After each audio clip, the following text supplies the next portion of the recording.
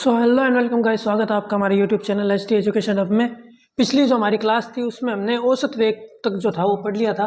ये जो हमारी फिजिकल क्वांटिटीज़ है वो चल रही है सरल रेखा में गति चैप्टर 2 की। ठीक है, देखिए किसी भी भौतिक राशि को जब हम पढ़ते हैं ना तो हमें उनमें कुछ पॉइंट्स है वो रिमेंबर हमेशा याद रखने पड़ते हैं। मतलब किसी भी भौतिक राशि के बारे में आपको लिखने के लिए अगर दे दिया जाए कि इस भौतिक राशि के लिए आप बताइए, मान लो औसत चाल के बारे में आपसे पूछें तो पहले तो आपको क्या लिखनी होती है, इसकी परिभाषा, कि इस भौतिक राशि की परिभाषा क्या है वो आपको पता होनी चाहिए। ठीक है, उसके बाद क्या होता है कि उसका जो सूत्र होता है ना, उसका सूत्र वो आपको पता होना चाहिए। उसके बाद जो है वो उस जो भौतिक राशि है उसको आप ग्राफिकल जो रिप्रेजेंटेशन है ना उससे आप किस प्रकार संबंध या फिर रिलेट कर सकते हैं वो आपको पता होना चाहिए कि ग्राफ से आप उसको कैसे समझाएंगे। और चौथा जो उसका आता है ना वो उसका आता है उसके मात्रक, उसका मात्रक क्या है वो आपको आप बता देंगे कि चौथा किस प्रकार है। और फिर पांचवा जो है वो आपको बताइए कि वो सदिश है या अदिश है, ये भी आप उसमें लिख देंगे। मतलब उसकी दिशा का ज्ञान किस प्रकार होगा हमें वो आप उसको बता देंगे। तो ये 5 पॉइंट है ना, ये आपको बेसिक आपको रिमेंबर रखने हैं। मतलब कि आप पहले परिभाषा, मान लो आप कुछ भूल जाएं और आपको याद ना हो कि भाई हमें पूछ तो लिया फिजिकल क्वांटिटी के बारे में लेकिन हमें कोई पॉइंट आप भूल रहे हैं मान लो, तो आप ये 5 पॉइंट है ना ये आप याद रखिए कि इन 5 पॉइंट्स के बारे में आपको एक एक करके बताना है। आगे पीछे भी कर सकते हैं, कोई दिक्कत नहीं है, आगे पीछे लिख दो, कोई दिक्कत नहीं है। परिभाषा है ना वो बस शुरू में लिखनी है आपको। और मात्रक है उसको आप देख लीजिएगा, मात्रक और उसकी सदिश या फिर वो अदिश राशि है इसके बारे में आप उनको मेंशन जरूर कीजिए। ये 3 पॉइंट तो बहुत इंपॉर्टेंट है। और ये सूत्र है ना, ये सूत्र आपको न्यूमेरिकल्स में भी काम आएंगे और आप जब उनको लिखेंगे ना थ्योरी के अंदर भी तो उनका एक अलग इम्पैक्ट पड़ता है। तो इसलिए सूत्र को भी आपको याद रखना आवश्यक है। पहले हम देखते हैं, आज शुरुआत करते हैं अपनी औसत चाल से। ये इतने टॉपिक है, ये फिजिकल क्वांटिटीज जो ये है ना, ये इतनी क्वांटिटीज है, ये हमारे चैप्टर 2 में काम आएंगी, इतनी है। इसके बाद में आपको जो है वो ग्राफिकल विधि द्वारा वो समझाएंगे आपको गति के समीकरण निकालना वो भी आता है परीक्षा में, बड़े बड़े क्वेश्चन में आता है वो क्वेश्चन। पहले हम ये देखते हैं, छोटे छोटे जो हमारी परिभाषा है वो देख लेते हैं। पहले बात करते हैं हमारी औसत चाल की। औसत चाल के बारे में बात करते हैं। देखो औसत चाल की जो परिभाषा है वो तो ये है कि किसी निश्चित समयांतराल में, किसी निश्चित समयांतराल में किसी वस्तु द्वारा तय की गई दूरी में समय के साथ परिवर्तन की दर,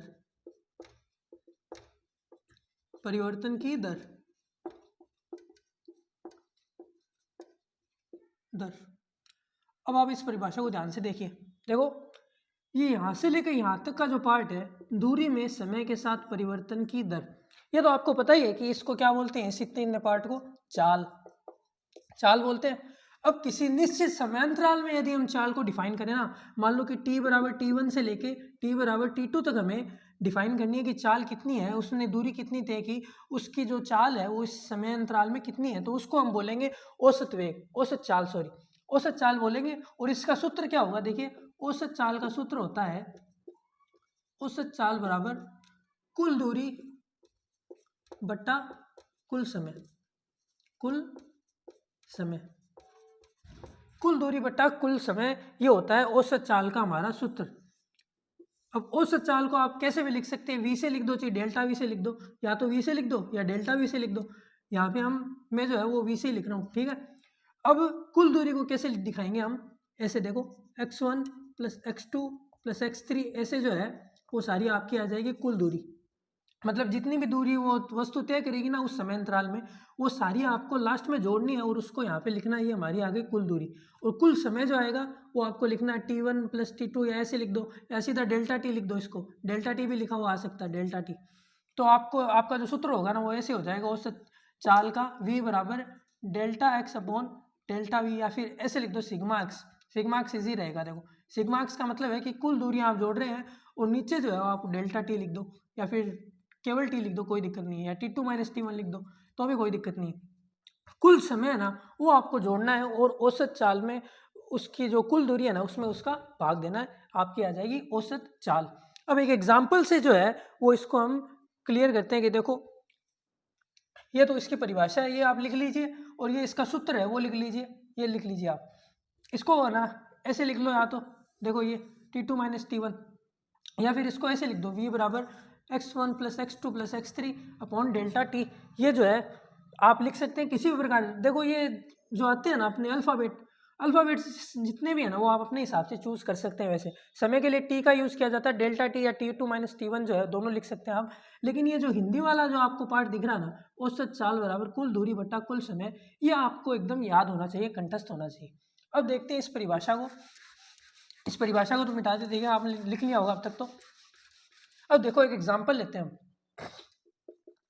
एज ए एग्जाम्पल जो है औसत चाल को समझना बहुत जरूरी है, क्योंकि औसत चाल के न्यूमेरिकल्स है ना वो जेई और नीट में भी बहुत ज़्यादा पूछे जाते हैं, क्योंकि छोटे क्वेश्चंस के अंदर ये बहुत है ना घुमा देता है बच्चों को।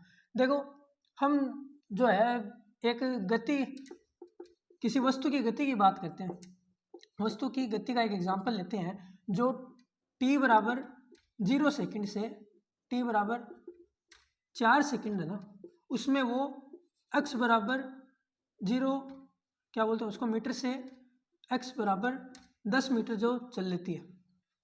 पहले क्या किया हमने, t बराबर 0 सेकंड से t बराबर 4 सेकंड में वो वस्तु जो है वो 10 मीटर जो है चल रही है, ठीक है। उसके बाद में जो है t बराबर 4 सेकंड से यहाँ से मतलब वापस, अब इसमें जो क्या होगा, इसका वेग जो है वो परिवर्तन होगा, इसका जो स्पीड है वो बढ़ जाएगी। देखो t बराबर 4 सेकंड से t बराबर 8 सेकंड के बीच में है ना, t बराबर 4 से 8 तक ये जो है दूरी वो x बराबर 10 मीटर से x बराबर 30 मीटर होगी, मान लो 30 मीटर हो गई, x बराबर 30 मीटर।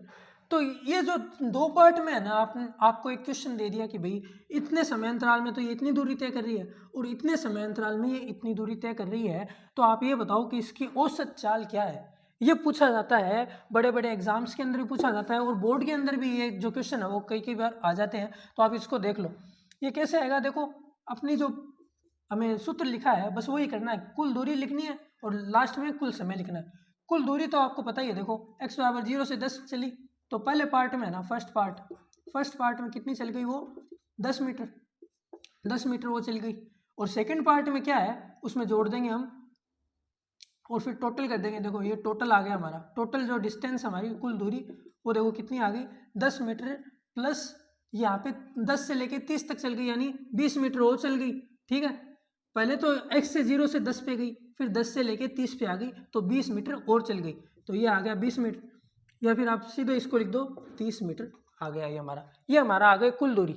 अब कुल समय जो हमारी टोटल टाइम कितना है वो देखो, 0 से 4 से 8, तो टोटल टाइम कितना है 4 और 4 8, ऐसे मान लो है सीधा 8 सेकंड, ये अपना पता ही है 0 से है सीधा, 0 से इसलिए सीधा 8 आ गया। अगर मान लो 2 सेकंड से आता है तो आपको गिनना ही पड़ता, मतलब एक एक सेकंड गिनना पड़ता। जैसे मान लो t बराबर 2 सेकंड से 4 सेकंड हो, तो ये तो 2 सेकंड ये हो गए, और फिर 4 से 8 वाले 4 सेकंड वो हो गए, तो 6 सेकंड होता, ठीक है। ये आप ध्यान रखना, 0 से इसलिए सीधा केवल 8 सेकंड ही अपना आएगा टोटल टाइम, तो ये आ गया हमारा 8 सेकंड टोटल टाइम। अब 30/8 ये जो है हमारी कुल दूरी बट्टा कुल समय, ये आ गई हमारी औसत चाल, ये आ गई 30/8 मीटर प्रति सेकंड, ये आ गई हमारी औसत चाल, ठीक है। समझ में आ गया। एक एग्जाम्पल और ले लेते हैं, चलो। एक एग्जाम्पल जो बहुत ज़्यादा है ना, वो बड़े एग्जाम्स के हिसाब से जो क्वेश्चन पूछा जाता है, एक तो ये है ही, ये तो बेसिक का क्वेश्चन है भाई, सिंपल क्वेश्चन एकदम, एग्जाम्पल हो गया ये तो। अब मान लो एक क्वेश्चन ले लेते हैं हम, एक क्वेश्चन बहुत अच्छा क्वेश्चन है, देखो कि अभी तो हमने पिछला जो एग्जाम्पल लिया था उसमें दूरी ली थी अलग अलग दूरी और अलग अलग समय थे। अब देखो केवल समय अलग अलग होंगे कि t बराबर 0 से t बराबर 4 सेकंड तक है ना, उसकी स्पीड है वो हमें दे दी कि 10 मीटर प्रति सेकंड है, स्पीड है ये चाल। t बराबर 0 से 4 तक जो है वो स्पीड 10 है, और t बराबर 4 सेकंड से t बराबर 8 सेकंड जो हमने लिया था ना, उसमें इसकी स्पीड है ना, अब वो हमें दूसरी दे दी, वो हमें दे दी स्पीड बराबर 20 मीटर प्रति सेकंड, 20 मीटर प्रति सेकंड। अब देखो उस सवाल में और इस सवाल में अंतर क्या है, पिछले वाले में और इसमें फ़र्क क्या है वो देखो आप, कि उसमें तो हमें दूरी सीधी दे दी गई थी, इसलिए हमने कुल दूरी जोड़ ली। अब हमें क्या है कि स्पीड दे दिया, स्पीड दे दिया 20 मीटर प्रति सेकंड और 10 मीटर प्रति सेकंड। अब बच्चे क्या करते हैं, देखो गलतियाँ क्या होता है, कहाँ होती है कि उनको लगता है कि ये 10 मीटर जो है ना, 20 मीटर जो है, ये वो 1 सेकंड में तय की गई दूरी है। जो वो क्या करते हैं कि वो सीधा 10 + 20 कर देते हैं कुल दूरी के अंदर, और नीचे जो है वो t = 0 से 8 है तो 8 सेकंड का भाग दे देंगे। लेकिन ये क्या है, ये गलत है अपना, ऐसे नहीं करना आपको। ऐसे क्यों नहीं करना, क्योंकि स्पीड है ना वो 10 मीटर प्रति सेकंड है, स्पीड 20 मीटर प्रति सेकंड है। प्रति सेकंड का मतलब क्या है कि वो टोटल टाइम में उतना नहीं चल रहा है। ये नहीं है कि t = 0 से 4 में वो 10 मीटर चल रहा है, ऐसा नहीं है। बल्कि इसका मतलब ये है कि वो 1 सेकंड में 10 मीटर चल रहा है। इसलिए हमको पहले यहाँ पे दूरी निकालनी पड़ेगी। समय में दिया हुआ है, स्पीड में दी हुई है, तो दूरी कैसे निकालेंगे, इतने इतने समय अंतराल में पहले दूरी निकालेंगे। दूरी का सूत्र क्या होता है, देखो दूरी होती है चाल गुणा समय। कैसे कि चाल का सूत्र आपको पता है दूरी बटा समय, तो दूरी का सूत्र आ गया चाल गुणा समय। तो इतने इतने पार्ट जो अपना है ना t = 0 से 4 में, उसमें हमें चाल कितनी दे रखी है 10, और हमें समय कितना दे रखा है 4 सेकंड। सेकंड ये देखो मीटर प्रति सेकंड है, ये भी ध्यान रखिए आप कि यहाँ पे मीटर प्रति सेकंड दिया हुआ और यहाँ पे भी सेकंड है ना, तो आप सीधा इसको 10 × 4 सेकंड कर सकते हैं, तो ये आ जाएगी आपकी 40। अगर मात्रक अलग होता ना तो आपको इन दोनों को मात्रक में चेंज करना पड़ता। मान लो 10 मीटर प्रति मिनट दिया हुआ था तो आपको सेकंड में निकालना पड़ता है स्पीड, कि स्पीड है ना वो सेकंड में कितनी आएगी प्रति सेकंड के हिसाब से स्पीड। लेकिन यहाँ पे उतनी दिक्कत नहीं है सीधा। तो ये दूरी है ना पहले पार्ट में अपनी आ गई 10 × 4 = 40 मीटर। ये अपनी पहले पार्ट की दूरी, इस वाले पार्ट की दूरी ये है चाल इंटू समय से।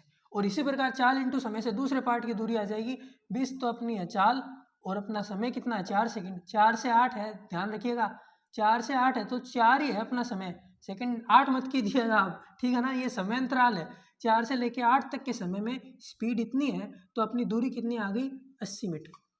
80 मीटर आ गई, 80 मीटर। तो अब अपनी कुल दूरी देखो 40 मीटर तो यहाँ पे और 80 मीटर यहाँ पे, तो टोटल दूरी कितनी आ गई, टोटल डिस्टेंस आ गई, टोटल डिस्टेंस है वो आ गई अपने पास 40 + 80। 40 + 80 कितना हो गया 120। 120 मीटर तो है वो टोटल डिस्टेंस आ गई। और टोटल टाइम कितना आ गया, टोटल टाइम अपने पास आ गया 0 से 4 और 4 से 8, तो टोटल टाइम अपने पास 8 सेकंड ही है। तो औसत चाल कितनी आ गई, ये रही अपनी औसत चाल, ये आ गई अपनी 120/8। 120/8 ये अपना मीटर प्रति सेकंड। आप इसको आगे सोल्व कर लीजिएगा, ये आ गया अपना 120/8 मीटर प्रति सेकंड, ये अपना उत्तर।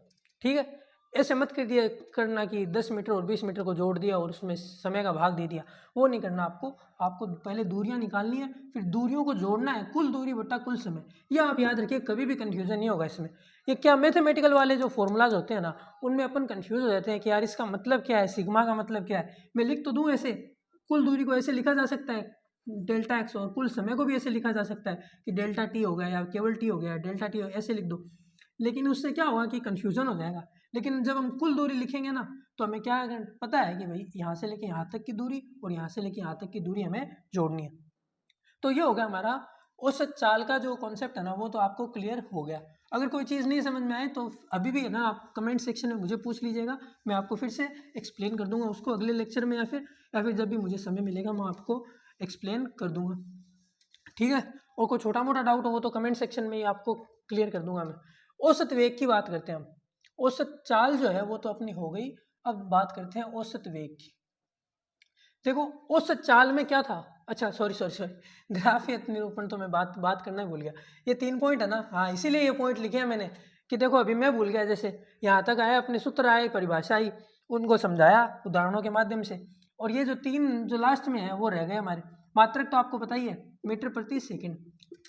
चाल और वेग का जो है ना, जहाँ पे भी चाल और वेग आपको दिख जाए, चाल वेग, मात्रक हमेशा मीटर प्रति सेकंड ही होगा।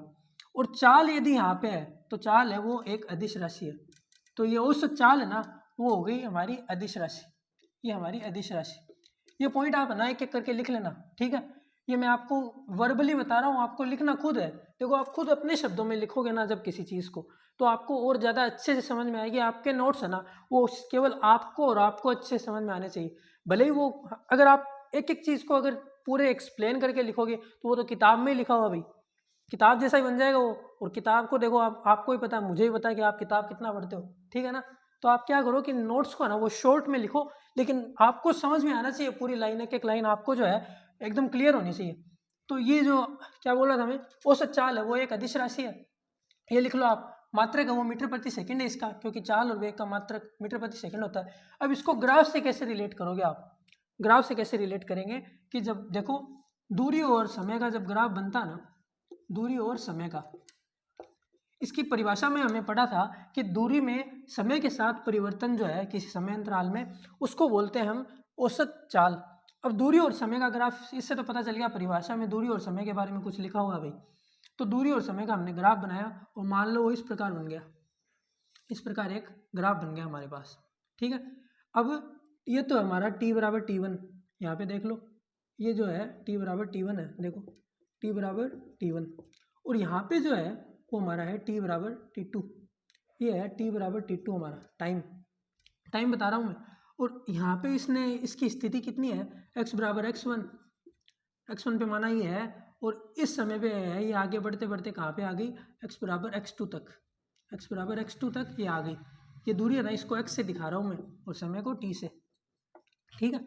अब देखो इसमें औसत चाल को कैसे दिखाएंगे, औसत चाल क्या होती है, x1 प्लस x2 बट्टा t1 प्लस t2, ठीक है। तो हम क्या करेंगे कि औसत चाल को दिखाएंगे, कुल दूरी को ऐसे लिख देंगे, ये आ गया हमारा x1 प्लस x2 और ये आ गया हमारा t1 प्लस t2, तो अपना आ जाएगा x1 प्लस x2 बट्टा t1 प्लस t2, ये आ गई हमारी औसत चाल।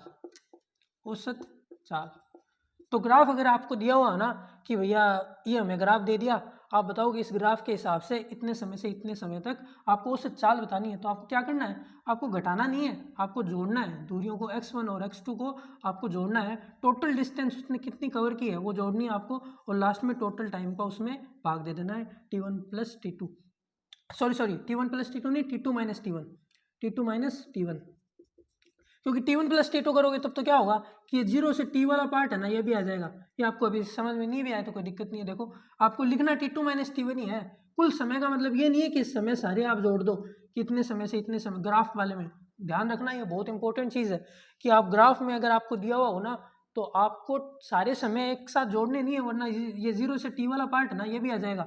आपको करना है t2 माइनस t1 करना है, ग्राफ में दिया हुआ ना t2 माइनस t1, जैसे यहाँ पे t बराबर 4 सेकंड हो, मान लो t2 का मान 4 सेकंड हो और t1 का यदि 2 सेकंड हो, तो कुल समय जो होगा ना वो आप ऑब्वियसली बात आपको सोच के देख लेना आप कि कुल समय कितना है, 2 से लेके 4 तक कितना है, 2 सेकंड है, इनके बीच का जो समय है वो कितना है, 2 सेकंड है।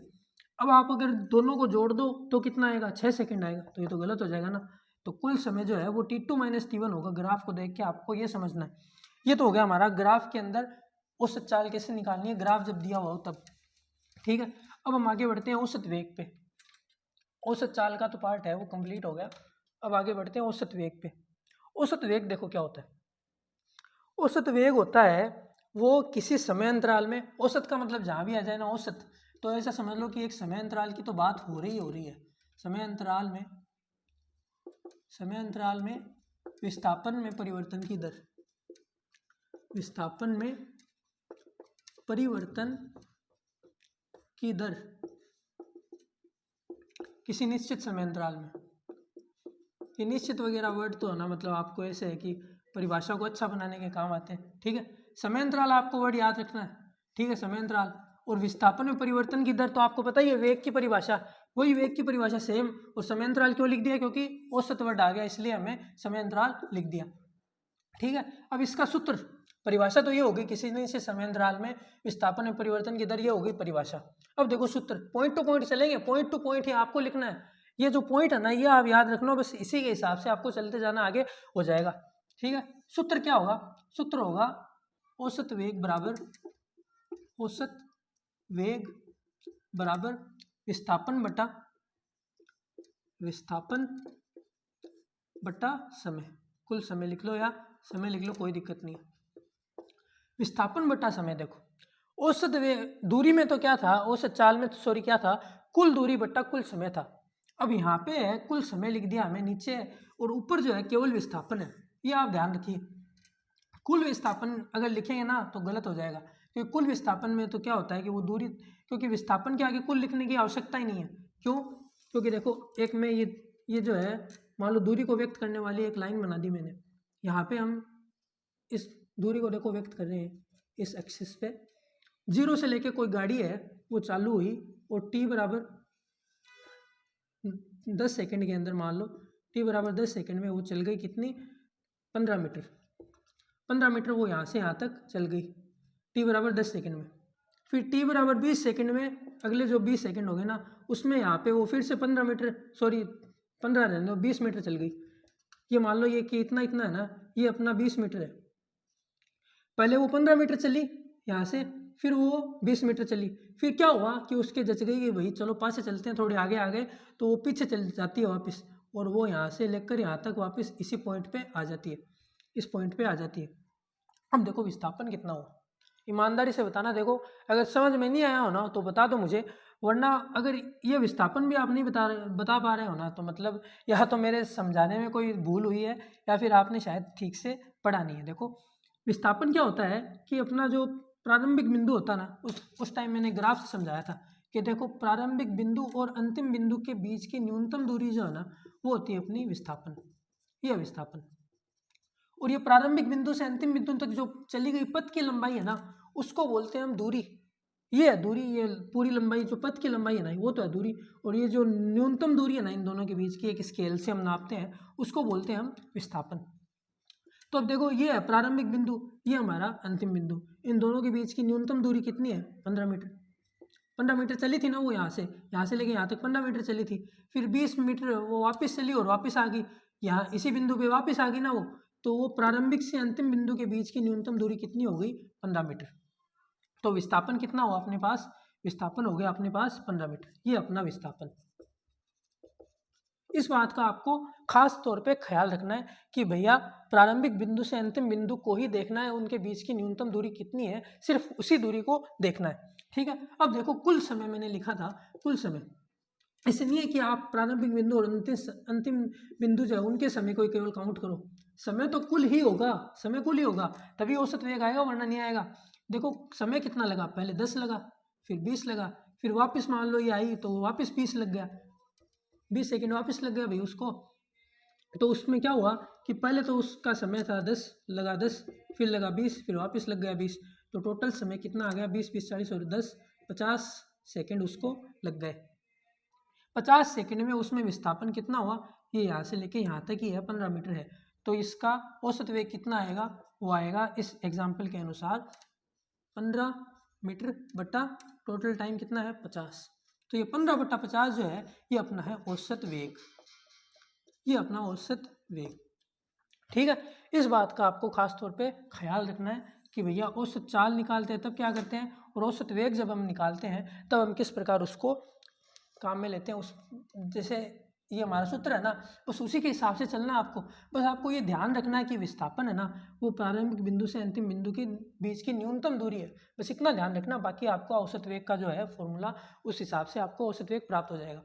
ये हो गया हमारा औसत चाल, ये हमारा हो गया औसत वेग। अब बात करते हैं तात्क्षणिक वेग की, ठीक है। फिर से बोल रहा हूँ मैं, अगर कोई चीज़ नहीं समझ में आए वापस समझा दूंगा, आप एक बार बस मुझे कमेंट में बोल दीजिएगा कि सर ये नहीं समझ में आया, अगले लेक्चर में वापस बता दूंगा, कोई दिक्कत नहीं, ठीक है। ये तो हो गया अपना औसत चाल, औसत वेग हो गया। अब देखते हैं तात्क्षणिक वेग क्या है। देखो तात्क्षणिक वेग, ये हमारा तात्क्षणिक वेग, तीसरा टॉपिक आज का, तात्क्षणिक वेग। देखो ये आपने वैसे तो 9वीं 10वीं में पढ़ा हुआ होगा, ये सारे टॉपिक ही पढ़े हुए वैसे तो, पर फिर भी बता देता हूँ। देखो वापिस, तात्क्षणिक का मतलब है किसी क्षण पर, किसी क्षण पर वेग, और वेग क्या होता है, किसी क्षण पर विस्थापन में परिवर्तन की दर, विस्थापन में परिवर्तन की दर, परिवर्तन की दर। अरे यार गाड़ी आ गई यार, रुक जाते हैं थोड़ी देर। स्वच्छ भारत का इरादा कर लिया हमने, ठीक है, गई क्या। किसी क्षण पर विस्थापन में परिवर्तन की दर, किसी क्षण विशेष पर, यहाँ पे विशेष लिख लो आप, यानी किसी एक विशेष क्षण की हम बात कर रहे हैं, उसमें विस्थापन में परिवर्तन की दर क्या होगी, उसको हम कहेंगे तात्क्षणिक वेग। अब इसको देखो, इसके लिए आपको ना ग्राफ की आवश्यकता पड़ेगी, क्यों, क्योंकि देखो हम ग्राफ बनाते हैं अपन विस्थापन और समय का, ये अपना विस्थापन और ये अपना समय, विस्थापन और समय के बीच में ग्राफ बना रहे हैं। मान लो इस प्रकार का कोई ग्राफ बन गया या किसी प्रकार का कोई ग्राफ बन गया। अब देखो इस एक टाइम पे हम बात कर रहे हैं, ये हमारा है t बराबर t1 समय पे हम बात कर रहे हैं कि भैया इस पॉइंट पे आप हमें बता दीजिए कि तात्क्षणिक वेग का मान क्या है। तात्क्षणिक वेग का मान क्या है, तो इस पॉइंट के ऊपर जो है ना, इस पर्टिकुलर पॉइंट के ऊपर जो वेग होगा हमारा, उसको हम बोलेंगे तात्क्षणिक वेग, और उसको हम प्रदर्शित करते हैं एक स्मॉल वी से। स्मॉल वी जब भी आ जाए तो मोस्टली तात्क्षणिक वेग की ही बात हो रही होती है, ठीक है। तात्क्षणिक वेग अब हमें बताना है, तो ये तो हो गया ग्राफ के अंदर इसको निरूपण किस प्रकार करेंगे। हाँ, अब इसको बोलते देखो क्या है इसका, इसकी जो दूसरी परिभाषा है वो ये है कि विस्थापन समय ग्राफ में, विस्थापन समय ग्राफ में, ये आपको लिखनी है, विस्थापन समय ग्राफ में किसी बिंदु, वक्र के किसी, सॉरी, वक्र के किसी बिंदु पर स्पर्श रेखा की ढाल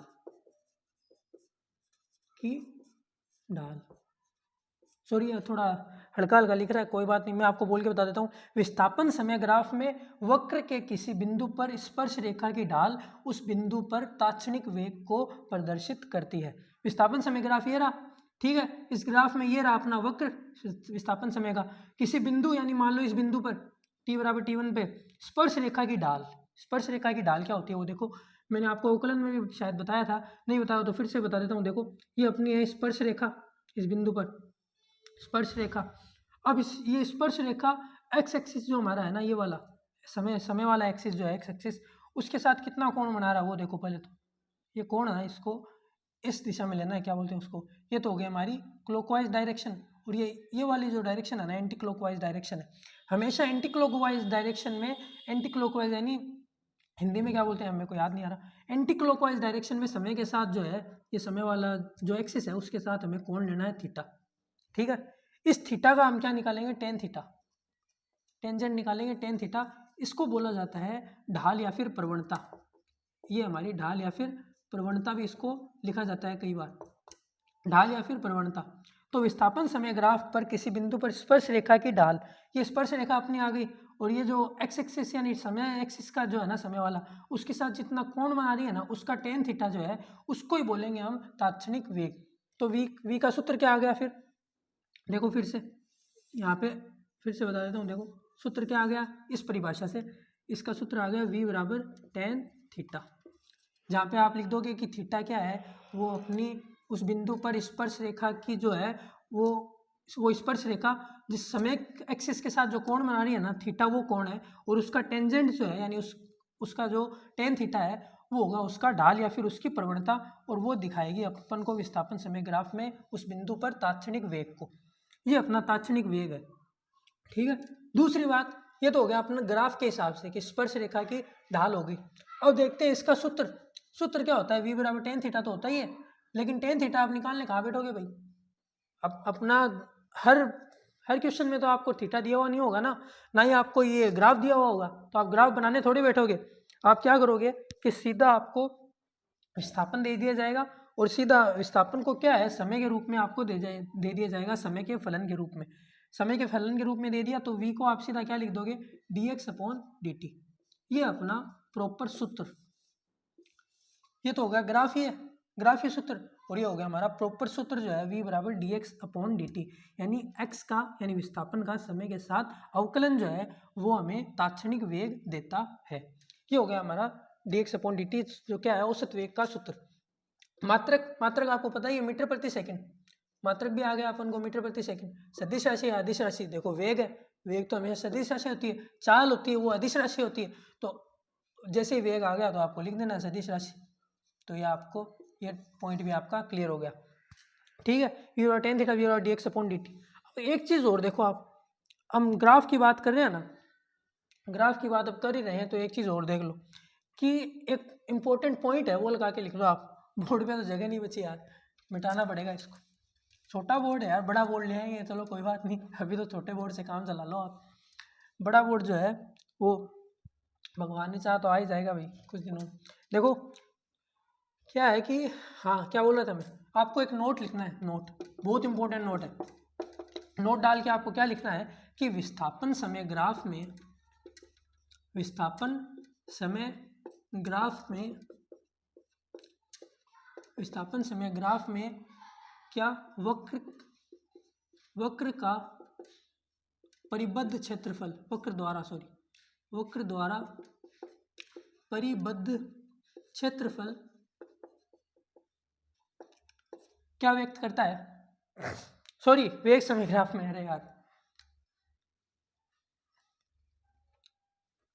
ये नहीं है, वो अलग, वो चीज़ अलग है, ये चीज़ अलग है। वेग समय ग्राफ में वक्र द्वारा परिबद्ध क्षेत्रफल क्या व्यक्त करता है? विस्थापन को।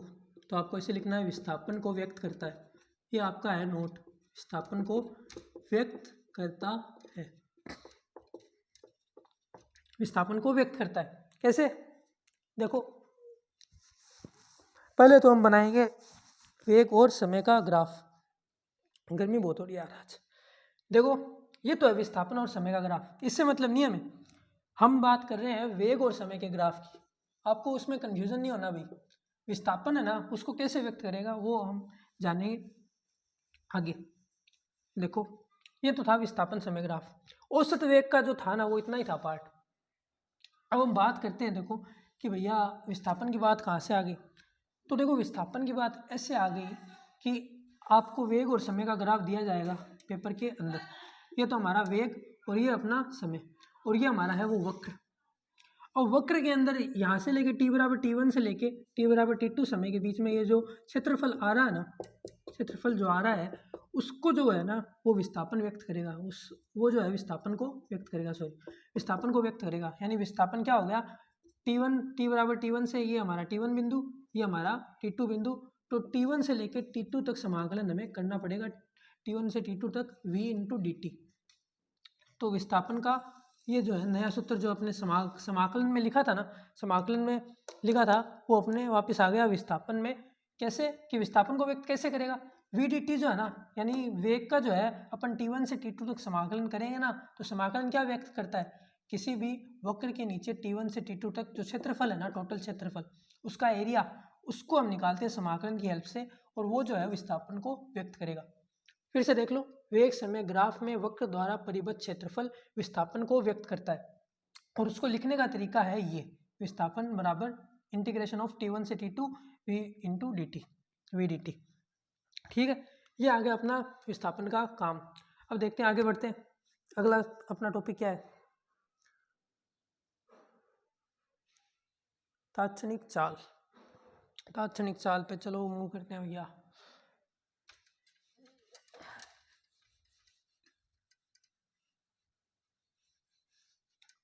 तात्क्षणिक चाल वैसे तो कुछ नहीं है भैया, कि वेग जो होता है ना, मोस्टली वेग है ना, वो वेग के साथ दिक्कत ये है, मतलब वेग की विशेषता ये है कि वेग धनात्मक भी हो सकता है, वेग ऋणात्मक भी हो सकता है, धनात्मक, ऋणात्मक और शून्य भी हो सकता है, शून्य। तो जब हमें क्या क्या बोलते हैं उसको, ऋणात्मक में जब हमें वेग मिलेगा ना, तो हम क्या करेंगे, उसका मॉड्यूलस निकाल लेंगे, यानी परिमाण निकाल लेंगे उसका, यानी माइनस को प्लस कर देंगे, तो हमारे पास क्या आ जाएगी, जो है चाल आ जाएगी, तात्क्षणिक चाल। तो तात्क्षणिक और औसत वेग और चाल में फ़र्क इतना ही है कि जब भी ऋणात्मक मान आएगा ना, कि हमें हमेशा पॉजिटिव लेना है, यानी परिमाण लेना है, मोड कर देंगे उसका। मोड करने का मतलब ये है कि मान लो v का मान है वो -20 मीटर प्रति सेकंड आ गया, यानी वस्तु जो है वो इधर जाने की जगह क्या हो गया, अचानक नेगेटिव डायरेक्शन में जो है मूव करने लग गई। अब उस समय उसकी चाल, तात्क्षणिक चाल क्या होगी, तो उसका मॉड्यूलस कर देंगे, यानी 20 मीटर प्रति सेकंड ही है, वो पॉजिटिव में उसकी औसत चाल को व्यक्त करेगा। ये तो हमारा बेसिक आइडिया कि भैया तात्क्षणिक चाल का बेसिक आइडिया क्या है। अब देखते हैं कि तात्क्षणिक चाल का वही कि भैया सूत्र और परिभाषा तो वही है कि किसी क्षण विशेष पर, तात्क्षणिक का मतलब बस आपको ये नाम देखने, देखो तात्क्षणिक नाम आ गया ना, तो मतलब किसी क्षण विशेष पर, किसी क्षण विशेष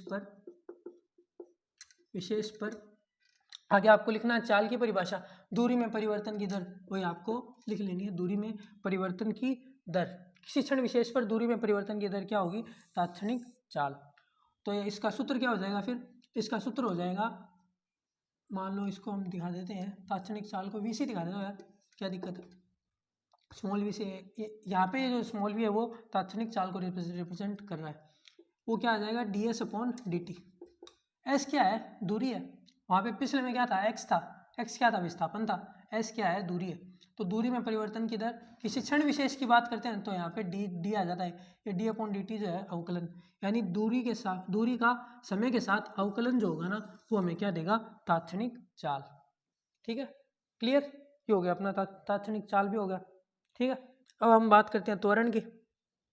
और एक ये भी देख लो आप कि v बराबर D S upon D t है ना, तो हमें मान लो v हमें दे दिया समय के पदों के रूप में। जैसे v बराबर हमें दे दिया 50t दे दिया कि समय के साथ समय के फलन के रूप में v इस प्रकार चल रहा है। ठीक है तो उस वक्त हमें निकालने ये पूछ लेंगे कि दूरी बताओ कि वो इतने समय में दूरी कितनी तय करता है। तो हम क्या करेंगे, सिंपल है, वो समय हमें दे देगा t1 से t2 तक कि 0 से 4 सेकंड या 4 से 8 सेकंड जो भी है, t1 से t2 तक। फिर क्या करेंगे v इंटू डी टी कर देंगे, v का समाकलन कर देंगे। अब देखो 50t दे दिया तो समाकलन कैसे होगा, मान लो समय दे दिया 0 से 10 सेकंड, 0 से 10 सेकंड दे दिया। अब क्या करेंगे t1 से t2, यार ये पेन भी नहीं चल रहा अपना, मार्कर चल नहीं रहा आज। t1 से t2 और 50t यहाँ पे लिखेंगे dt, तो क्या आ जाएगा 50 इंटू टी स्क्वायर बटा 2, 50t स्क्वायर बटा 2। और इस टी स्क्वायर की जगह हम क्या लिख देंगे 0 से 10 सॉरी 0 से 10। तो ये क्या आ जाएगा 50 बटा 2, तो ये 2 तो बाहर आ गया। और ये टी स्क्वायर की जगह हम क्या लिख देंगे, पहले 10 रख देंगे टी स्क्वायर की जगह, तो आ जाएगा 100, और फिर 0 रख देंगे तो आ जाएगा माइनस का 0। तो आ जाएगा 50 इंटू 100 बटा 2। इस प्रकार क्या करेंगे, इस प्रकार हमारी क्या आ जाएगी दूरी आ जाएगी।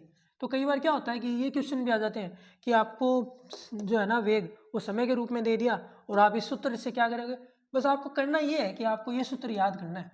ये सूत्र आपको याद कर लिया ना तो आपको सीधा ऐसे लिख देना है वी डी टी बराबर डी एस, डी टी को इधर ले गए आप तो वी डी टी बराबर डी एस हो गया। ये केवल गणित में होता है कि आप डी टी को इधर उधर नहीं ले जा सकते, फिजिक्स में ऐसा कोई रूल नहीं है। आपको डी टी को एकदम सीधा इधर लेके आ जाना है, वी डी टी हो जाएगा डी एस हो जाएगा। फिर आप क्या करेंगे दोनों तरफ क्या करेंगे समाकलन करेंगे, समाकलन करते ही डी एस का तो क्या हो जाएगा एस हो जाएगा, और ये आ जाएगा वी डी टी का इंटीग्रेशन यानी समाकलन बराबर डी एस का इंटीग्रेशन हो जाएगा, ऐसे डी एस का इंटीग्रेशन एस होता है। ठीक है तो आ जाएगा एस बराबर integration of v d t. तो ये आ जाएगी हमारी दूरी। जो integration of v d t है ना वो व्यक्त करेगा अपनी दूरी को उतने समय अंतराल के अंदर, उतने समय के अंदर। ठीक है अब हम बात करते हैं त्वरण की। पहले हम इसमें थोड़ी शाई डाल लेते हैं।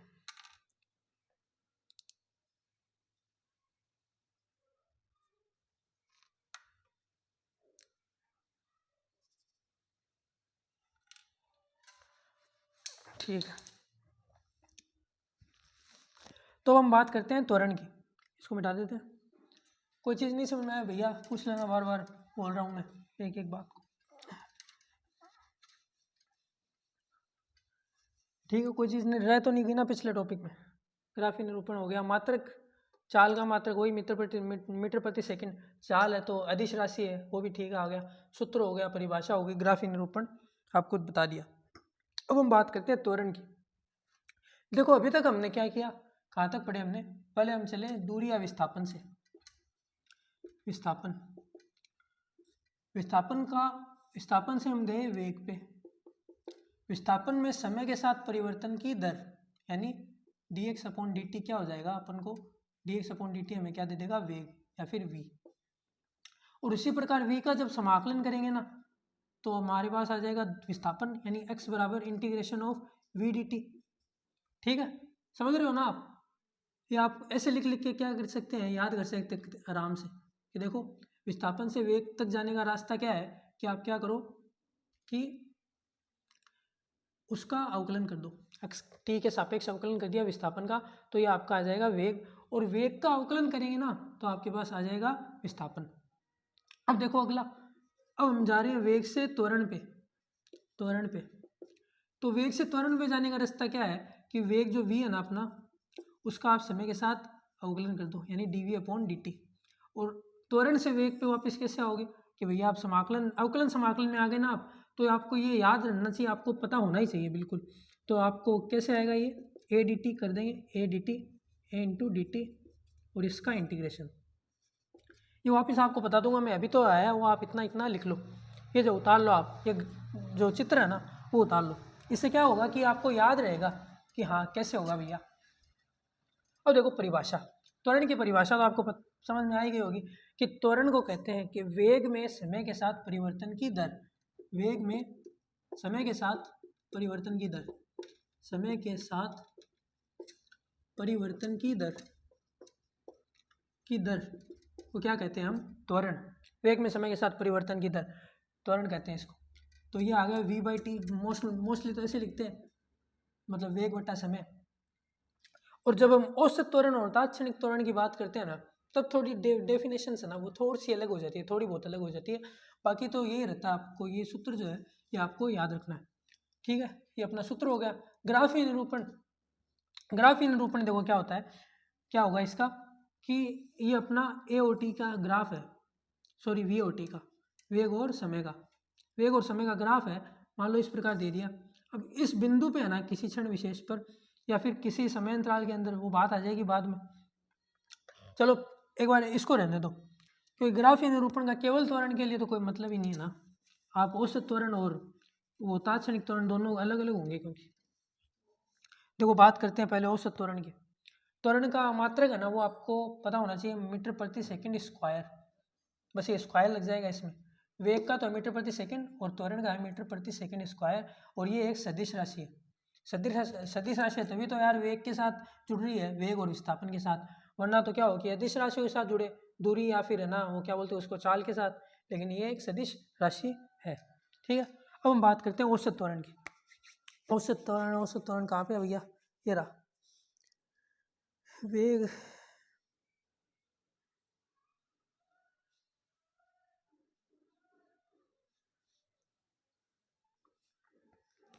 देखो औसत त्वरण की बात करते हैं। चलो पहले तो इसका सूत्र लिख लेते हैं। औसत त्वरण का आपको, औसत की मतलब तो आपको समझ में आ ही गया होगा सीधा ही। अब हम देखते हैं कि औसत त्वरण का सूत्र क्या होता है। औसत त्वरण का सूत्र होता है वेग में परिवर्तन बटा समय में परिवर्तन, समय में परिवर्तन। हाँ और एक और चीज़ कि ये मैंने नोट्स ना खुद के बना रखे हैं, यदि आपको ना मान लो नोट्स बनाने का समय नहीं मिल पाता हो, देखो मेरी राइटिंग तो थोड़ी ख़राब है, पर अगर आपको नोट्स बनाने का समय नहीं मिल पाता हो ना, तो आप मेरे को कमेंट सेक्शन में जो है बोल दीजिएगा, तो मैं क्या करूँगा आपको ये अपने वाले जो नोट्स हैं ना वो भी प्रोवाइड करवा दूँगा। ये मैं रेगुलर बनाता हूँ, तो मतलब पूरे तो नहीं है, मतलब जितना यहाँ पे पढ़ोगे ना आप उतने के आपको नोट्स जो है वो अवेलेबल मैं करा दूँगा, या फिर आपको टेलीग्राम पे मैं चैनल बना के वहाँ पे प्रोवाइड करा दूँगा, आप चैनल से जुड़ जाइएगा, ठीक है। वेग में परिवर्तन का तो मतलब आपको पता ही है, डेल्टा वी यानी v2 माइनस वी वन, या फिर सीधा ही मान लो। और फिर समय में परिवर्तन कितना होगा, डेल्टा टी। तो ये आ गया a बराबर delta we by delta T, क्या आ गया अपना औसत वेग। औसत वेग आ गया, सूत्र आपको मिल गया, परिभाषा आपको पता ही है। औसत वेग की परिभाषा ये है कि किसी समय अंतराल में, लिख लो, किसी समय अंतराल में वेग में समय के साथ परिवर्तन की दर जो है वो आपकी कहलाती है औसत त्वरण, सॉरी वेग बोल रहा हूँ यहाँ मैं। हाँ इसकी दिशा देखो, एक तो ये सदिश राशि क्योंकि त्वरण है, लेकिन दिशा ना इसकी वो वही होगी, दिशा होगी इसकी वेग में परिवर्तन की दिशा, वेग में परिवर्तन की दिशा में हो गया, परिवर्तन की दिशा में ही क्या होगी दिशा औसत त्वरण की, ठीक है। कंप्लीट हो गया, ये हो गया, हाँ ठीक है, ये बता दिया, कुछ नहीं बचा, ठीक। एक ग्राफ देख लो आप, ग्राफ के हिसाब से औसत त्वरण निकालना, अगर आपको पूछ ले कि भैया ये ग्राफ हमें दे दिया, कोई भी ग्राफ दे दिया, ये अपना है वेग और ये अपना समय टी। अब ये बना टी बराबर T1 पे, तो यहाँ पे है, ये है टी बराबर T1 पे, और यहाँ पे पहुँच गई ये इस वेग से, वेग जो है वो टी बराबर T2 पे इतना हो गया, T1 पे इतना है वेग और T2 पे वेग हो गया इतना। तो वेग में परिवर्तन कितना हुआ, ये देखो, ये हमारा v1 वेग T1 समय पे और v2 वेग जो है वो T2 समय पे। तो वेग में परिवर्तन कितना हुआ, देखो इतना इतना परिवर्तन हुआ, ये अपना वेग में परिवर्तन, इसको बोलेंगे डेल्टा वी, डेल्टा वी। तो ये इतना इतना परिवर्तन जो है ना, देखो यहाँ से लेके यहाँ तक का, ये अपना डेल्टा वी। और समय में परिवर्तन कितना हुआ, वो हो गया यहाँ से यहाँ तक का डेल्टा टी। तो ये अगर ऐसा कोई ग्राफ दे दिया जाए और फिर आपको पूछ ले कि भैया औसत त्वरण बताओ, तो वही delta we by delta T आपको ऐसे निकाल लेना है। अब डेल्टा वी तो कैसे निकलेगा, V two minus V one, यानी V two minus V one, और डेल्टा टी कैसे निकलेगा, T two minus T one, तो ये आ जाएगा T two minus T one, तो ये आपका आ जाएगा औसत त्वरण। ठीक है, अब हम बात करते हैं तात्क्षणिक त्वरण की। तात्क्षणिक त्वरण देखो क्या होता है, वही है, सेम ही है, बस परिभाषाएं अलग होगी, थोड़ी बहुत चेंज हो जाती है, बाकी तो है वो परिभाषाएं सेम ही रहती है। ये तो बेसिक है सारे, ये बेसिक क्वांटिटीज़ है, बाकी तो आपको एडवांस लेवल पे आप धीरे धीरे जाओगे ना तब मज़े आएंगे भैया। अच्छे अच्छे टॉपिक तो अगले चैप्टर्स में और आएंगे, ये तो पढ़े हुए चैप्टर्स है, तो आपको इनमें परेशानी नहीं आनी चाहिए आपको। तात्क्षणिक त्वरण की बात करते हैं। तात्क्षणिक त्वरण वो ये देखो, परिभाषा किसी भी क्षण विशेष पर, किसी भी क्षण विशेष पर वेग में परिवर्तन की दर, लिखूंगा नहीं बार बार में, ठीक है, हाथ दुखता है मेरा भी सॉरी लिख लेता हूँ। किसी भी क्षण विशेष पर वेग में परिवर्तन की दर, परिवर्तन की दर क्या होगी, तात्क्षणिक अपना त्वरण। अब देखो सूत्र क्या होता है इसका, ए बराबर d v by d t, ये अपना तात्क्षणिक त्वरण का सूत्र आपको याद रखना, ये सबसे इंपॉर्टेंट, बहुत इंपॉर्टेंट सूत्र है। एक तो ये हो रही है वेग वाला, पी बराबर D x upon D t. ये क्यों इंपॉर्टेंट है, क्योंकि ये अवकलन और समाकलन का इनमें जो है यूज़ होता है। मतलब आप अगर वेग से अगर विस्थापन निकालना चाहो तो वेग का समाकलन करना पड़ेगा, और अगर विस्थापन से वेग निकालना चाहो तो विस्थापन का आपको अवकलन करना पड़ेगा। तो जहाँ पे अवकलन और समाकलन के पार्ट आ जाते हैं ना, वो चीज़ें जो है, वो जो टॉपिक्स है वो अपने आप इंपॉर्टेंट हो जाते हैं। तो आपको ये ध्यान में रखने, आपको ये याद रखने। ए बराबर तात्क्षणिक त्वरण, ए जो है वो होगा अपना d v by d t, किसी क्षण विशेष पर वेग में परिवर्तन की दर, परिभाषा अपनी हो गई। अब देखो ग्राफ की परिभाषा, ग्राफ की परिभाषा भी इसकी अलग होगी। ये मान लो वही, ये ग्राफ सिंपल बनाता हूँ मैं, देखो इसमें कोई दिक्कत नहीं आनी चाहिए। ये अपना वेग और ये अपना समय, वेग समय ग्राफ में किसी बिंदु पर, किसी क्षण विशेष पर खींची गई स्पर्श रेखा जो है ना, आराम से इसको सीधा, जैसे इस बिंदु पे आपको स्पर्श रेखा खींचनी है, तो ये जो स्पर्श रेखा है ना, इस स्पर्श रेखा की जो ढाल होगी, ये देखो ये थीटा, और थीटा की ढाल का आपको मैंने मतलब बता ही दिया, टेन थीटा। ढाल का मतलब है कि ये जो स्पर्श रेखा होगी ना, कि इस टी एक्सिस को कितने एंगल पे काट रही है, उसका टेंजेंट, उसका आपको लेना है टेन थीटा, उसको बोलते हैं आपको ढाल। तो वेग समय ग्राफ में किसी वक्र के किसी बिंदु पर स्पर्श रेखा की ढाल क्या होगी, तात्क्षणिक त्वरण। देखो इसको ऐसे भी लिख सकते हैं, देखो वेग समय ग्राफ में, वेग समय ग्राफ में वक्र के किसी बिंदु पर, वक्र के किसी बिंदु पर खींची गई स्पर्श रेखा की ढाल, स्पर्श रेखा की ढाल या फिर स्पर्श रेखा की प्रवणता, एक ही बात है। ढाल क्या होगी, वो होगी अपनी तात्क्षणिक त्वरण। तो तात्क्षणिक त्वरण का एक परिभाषा ये भी है और तात्क्षणिक त्वरण की एक परिभाषा ये भी है। ये परिभाषा जो है इसको ग्राफ या इसका निरूपण करने में हमारी सहायता करती है, तो आपको ये परिभाषा भी याद रखनी है, ये आपको न्यूमेरिकल्स में बहुत काम आएगी। मैं फिर बोल रहा हूँ कि देखो ये बेसिक के टॉपिक्स हैं, ये आपको जेई और नीट में भी बहुत काम आएंगे, या फिर आप कोई भी और, मान लो आप आगे पढ़ोगे, मान लो आपने आईआईटी वो वगैरह नहीं करके आपने क्या किया, असली पढ़ाई की असली पढ़ाई होती है। देखो बीएससी एमएससी बहुत टफ होती है, तो आपका जो बेसिक क्लियर होगा ना, तो क्या होगा कि आपको परेशानी कभी भी नहीं आएगी। एक बार आप समझ लोगे ना बेसिक को, तो आपको दिक्कत नहीं आएगी भैया कि ये टॉपिक्स किस प्रकार होंगे, ये इनके न्यूमेरिकल किस प्रकार होंगे, कि भैया ए बराबर d v by d t कैसे आ गया, या फिर वी बराबर ए डी टी कैसे आ गया, सीधा ही त्वरण आपको दे दिया, और फिर है ना ए डी टी का क्या किया, मतलब आपने त्वरण का समय के साथ समाकलन कर दिया, तो वेग आ गया। क्योंकि इसका रीज़न क्या है, क्योंकि ए बराबर d v by d t होता है, ठीक है, इसलिए वेग का मान क्या आ गया, ए डी टी आ गया। तो ये तो अपने हो गए सारे बेसिक के टॉपिक कंप्लीट।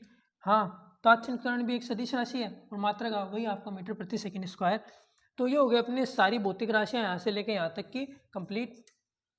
अब जो है हम अपने अगले टॉपिक में मूव करते हैं, जिसमें आप क्या करेंगे, गति के समीकरण जो हमारे हैं ना उनका आप क्या करें, डिराइव करेंगे उनको।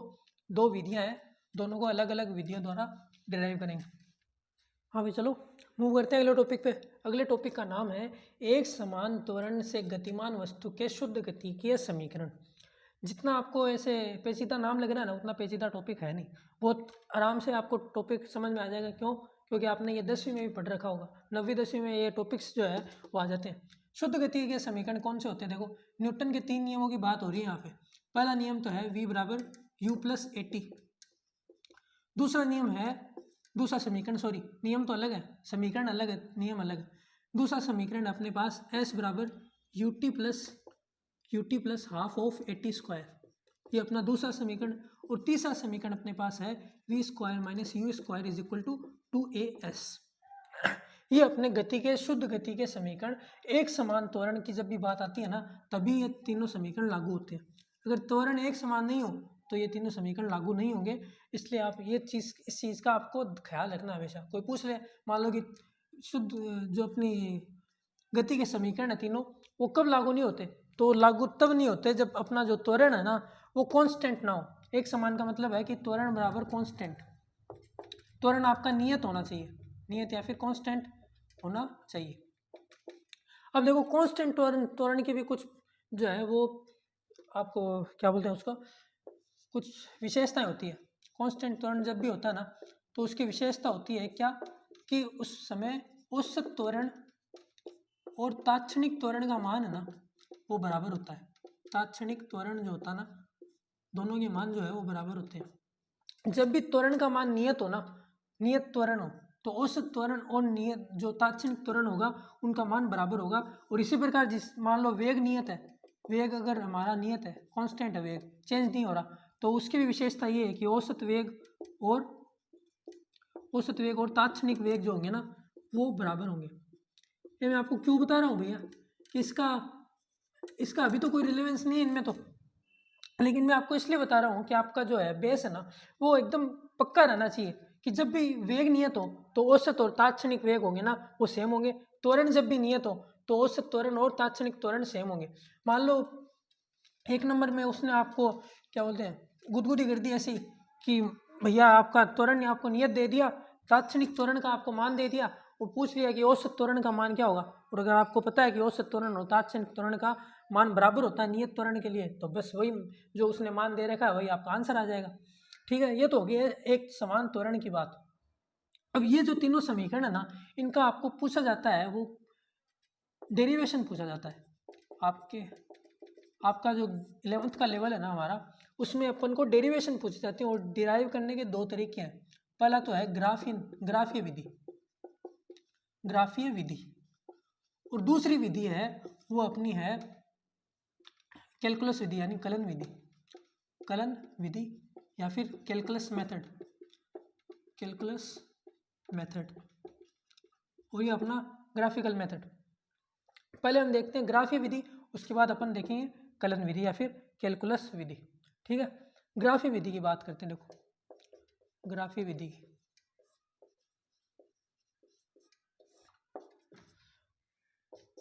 ग्राफीय विधि से अपन को जो तीनों समीकरण है ना वो अपन को निरूपित करने हैं। देखो कैसे करेंगे। सबसे पहले नियम की बात करते हैं। एकदम सिंपल है, कोई दिक्कत नहीं है इनमें, बहुत इजी है। देखो अपन एक समान त्वरण की बात कर रहे हैं, ये अपना है वेग और ये अपना है समय। क्या लिखा था मैंने? एक समान त्वरण, और एक समान त्वरण के लिए ग्राफ क्या होगा? ग्राफ होगा वो वेग और समय के ग्राफ में सरल रेखा होगा। जब भी वेग समय ग्राफ में आपको सरल रेखा प्राप्त हो, वेग समय ग्राफ में जब भी अगर सरल रेखा प्राप्त हो, सरल रेखा, तो समझ लेना कि उतने पार्ट में, सरल रेखा वाले पार्ट में त्वरण क्या है? वो नियत है, यानी त्वरण कांस्टेंट है। सरल रेखा का मतलब यही है। वेग समय ग्राफ में सरल रेखा का मतलब ये है कि त्वरण नियत है। इसी प्रकार मान लो कि विस्थापन समय ग्राफ है, उसमें सरल रेखा आ गई तो मतलब वेग नियत है। समझ गए आप? विस्थापन समय ग्राफ में सरल रेखा का मतलब है कि वेग नियत है, और वेग समय ग्राफ में सरल रेखा का मतलब है कि त्वरण नियत है। अब देखो ये सरल रेखा यहाँ से लेके यहाँ तक की, वेग समय ग्राफ है, तो इसका मतलब ये है कि यहाँ पे त्वरण क्या है, नियत है। अब ये देखो इस पॉइंट पे बात करते हैं t बराबर t1 पे, ये अपना t1 और यहाँ पे हमारा आ गया t2। मान लो ये हमारा प्रारंभिक वेग है, यहाँ पे v बराबर u मान लेते हैं इसको u, और ये जो अंतिम वेग है ना वेग का, इसको हम मान लेते हैं v। प्रारंभिक वेग क्या है u, अंतिम वेग क्या है v। अब हमें जो परिभाषा हमने पढ़ी थी उस टाइम पे वेग की और विस्थापन की जब हम रिलेशन निकाल रहे थे, तो मैंने आपको बताया था कि वेग समय ग्राफ में जो वक्र द्वारा परिबद्ध क्षेत्रफल होता है ना, वक्र द्वारा परिबद्ध क्षेत्रफल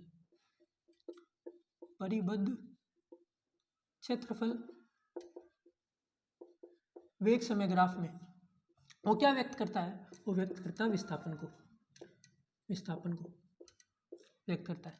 एक तो ये लाइन आपको याद रखनी है। दूसरी लाइन आपको क्या याद रखनी है कि त्वरण का आपको पता है त्वरण क्या होता है, ये बातें हैं कुछ आपको याद रखनी है। पहले आप चलो यही मान लो, आप यहाँ से शुरुआत होगी त्वरण, ये दूसरा पॉइंट है। पहला पॉइंट हमारा क्या है, ए बी से करते हैं इसको। ए वाला पॉइंट क्या है, ए वाला पॉइंट वो है कि त्वरण क्या होता है, वो dv/dt होता है, dv/dt यानी वेग का समय के साथ परिवर्तन की दर, ठीक है। और ये बी वाला पॉइंट है वो अपना है कि वेग समय ग्राफ में वक्र द्वारा परिबद्ध क्षेत्रफल क्या होता है, वो विस्थापन होता है।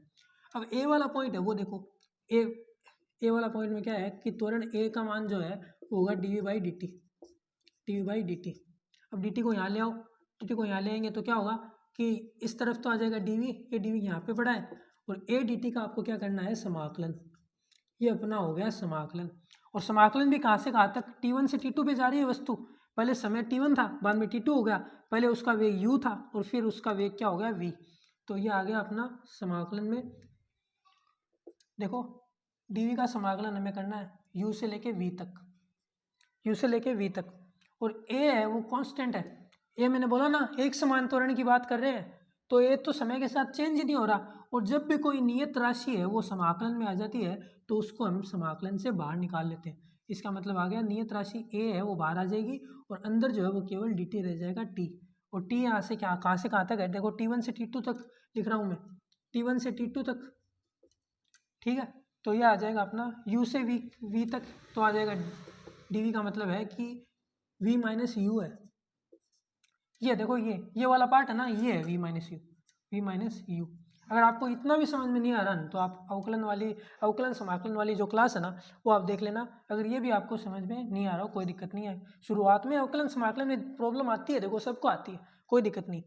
देखो v माइनस यू आ गया अपना इतना पार्ट v माइनस यू, और ये वाला जो पार्ट है अपना a into t2 minus t1, वो ये आ जाएगा a into t2 minus t1, ये ब्रैकेट है a इंटू ब्रैकेट में t2 माइनस t1। तो अपना पार्ट क्या आ गया, देखो आगे देखते हैं क्या आ गया अपने पास, v माइनस यू बराबर a इंटू ब्रैकेट में t2 माइनस t1, इसको हम बोल देते हैं t1 से लेके t2 तक का जो टाइम है ना उसको हमने बोल दिया t, तो ये आ गया अपना 80। तो ये आ जाएगा v माइनस यू बराबर 80, या बराबर ये अपना आ गया v बराबर u प्लस 80। ये अपनी आ गई पहली समीकरण, इक्वेशन 1, ठीक है। समझ में आ गया कैसे आया, देखो इसका तो यूज़ ही नहीं हुआ ना, अपना ग्राफीय विधि की बात जरूर कर रहे हैं हम, लेकिन है ना इसका ग्राफ का है ना वो कोई यूज़ नहीं है। आपको बस इतना याद रखना है कि पहले u से लेके v तक जो है वो अपना वेग जो है वो u से लेके v तक गया, और त्वरण जो है ना वो कांस्टेंट है तो त्वरण बाहर आ गया, और समय अपना गया t1 से लेके t2 तक, तो ये v माइनस यू बराबर 80 आ गया अपना v माइनस यू बराबर 80। ये हो गई अपनी पहली समीकरण। अब बात करते हैं दूसरी समीकरण की। मैंने बोला था कि ये लाइन याद रखना आप, पहली बात जो बोली थी कि त्वरण बराबर dv/dt है, उससे तो अपनी आगे पहली समीकरण। अब बी वाला पॉइंट देखो आप कि वेग समय ग्राफ में वक्र द्वारा परिबद्ध क्षेत्रफल क्या व्यक्त करता है, विस्थापन को व्यक्त करता है, और अपन को क्या चाहिए, विस्थापन ही चाहिए। एस का मतलब क्या है, दूरी या विस्थापन। तो विस्थापन का मान रखेंगे, और कैसे निकालेंगे, ग्राफ की विधि से। ग्राफीय विधि चल रही है ना, तो ग्राफ की मदद से निकालना है, सूत्र से नहीं निकालना सीधा। सूत्र से निकालेंगे फिर तो वो विधि अलग हो जाएगी भाई, आपको नंबर नहीं मिलेंगे। ग्राफी विधि से निकालना दिया हो ना तो ऐसे निकालेंगे। देखो परिबद्ध क्षेत्रफल निकालना, वक्र द्वारा परिबद्ध। T1 से T2 तक परिबद्ध क्षेत्रफल कौन सा है? देखो ये पार्ट है, ये वाला जो पार्ट है ना, ये पार्ट है। और ये क्या है? ये एक समलंब चतुर्भुज है। समलंब चतुर्भुज है, समझ में आ रहा है? ये अपना समलंब चतुर्भुज। और समलंब चतुर्भुज का क्षेत्रफल कैसे निकालते हैं? समलंब चतुर्भुज के क्षेत्रफल का सूत्र होता है 1/2 इंटू समांतर भुजाओं का योग, समांतर भुजाओं का योग, और इंटू आधार, आधार की लंबाई या फिर केवल आधार। ठीक है, आधार कितना है? देखो T1 से लेकर T2 तक, या फिर T2 माइनस T1 लिख दो आप, T2 माइनस T1। और समांतर भुजाओं का योग देखो 1/2 इंटू समांतर भुजाएं कौन सी है? एक तो ये वाली भुजाएं समांतर है, ये और ये समांतर भुजाएं है ना, इसकी लंबाई कितनी है? u। देखो यहाँ से लेके यहाँ तक की लंबाई है ना, वही तो ये है, ये लंबाई u ही तो है। तो ये पहली भुजा की तो लंबाई आ गई u, और यहाँ से लेके यहाँ तक की जो लंबाई है v की, वो आ गई अपनी v। देखो v यहाँ से लेके यहाँ तक, तो u प्लस v। और आधार की लंबाई कितनी है?